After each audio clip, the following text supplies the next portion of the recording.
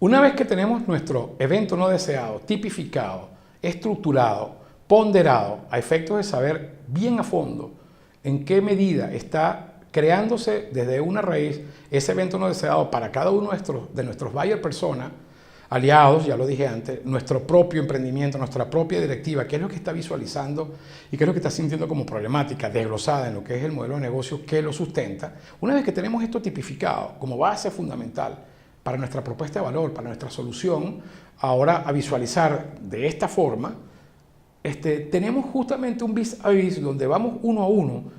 contrastando en cada uno de los bloques donde ocurre un mayor porcentaje de fallas, de problemáticas, de raíces a los problemas que estamos tratando de explicar, cuál es su forma de compensación, cuál es la manera de revertir este evento no deseado y convertirlo en un evento innovador deseado, en un evento efectivamente que altere lo que era efectivamente este fenómeno y lo convierte en algo positivo, al contrario de este reloj en forma, digamos, negativa, ponerlo en forma positiva para efectos de que cada buyer persona esté sonriendo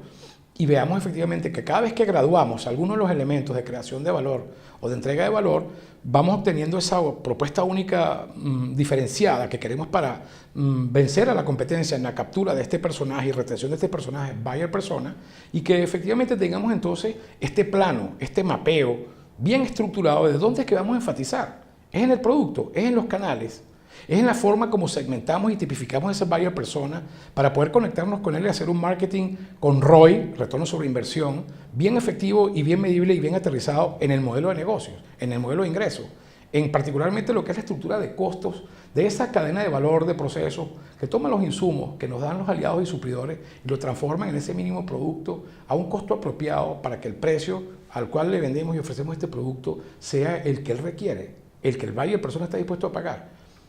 Plantéense ahora mismo, imagínense lo útil que puede ser esta herramienta, en vez de estar experimentando ensayos y error a partir de toda una cantidad de formulismo, una cantidad de abstracciones o una cantidad inclusive de investigación sistemática en el mercado de aquello que efectivamente es lo que permite obtener respuestas a un mix de marketing de su mínimo producto viable en términos ganadores.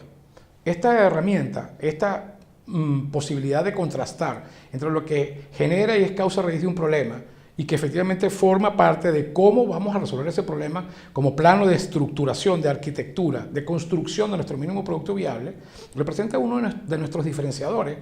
que contrastan totalmente contra aquella ideación y búsqueda de un plan de negocio antes de tener esto totalmente claro y asociado a estos buyer personas, a estos personajes que son quienes finalmente deben estar midiendo y conformando, si es que hubiese un dichoso plan de negocios válido para un emprendimiento, son estos señores los que tendrían que estar haciendo ese plan de negocios, no nosotros, porque todavía no hay historia. Como no los tenemos todavía, olvidémonos del plan de negocio, estructuremos efectivamente primero nuestros productos, prototipos de productos, de servicios mínimos viables, asociados a que esa satisfacción del cliente, de este buyer persona, la tengamos clarísima en términos de dónde es que está, dónde está el elemento crucial, la raíz efectiva de lograr compensar este problema, esta carencia, esta insatisfacción, este evento no deseado, que con innovación vamos a revertir y convertir en algo deseado como base de nuestra propuesta de valor, como elemento crucial para conformar y prototipar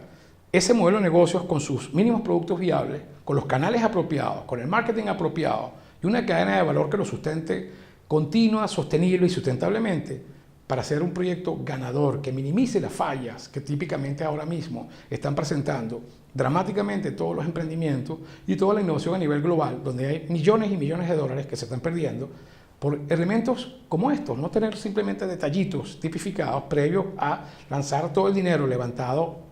de los inversionistas o de un banco en algo que no hemos probado todavía y que no hemos buscado efectivamente cómo estructurar adecuadamente con mediciones tan sencillas como esta.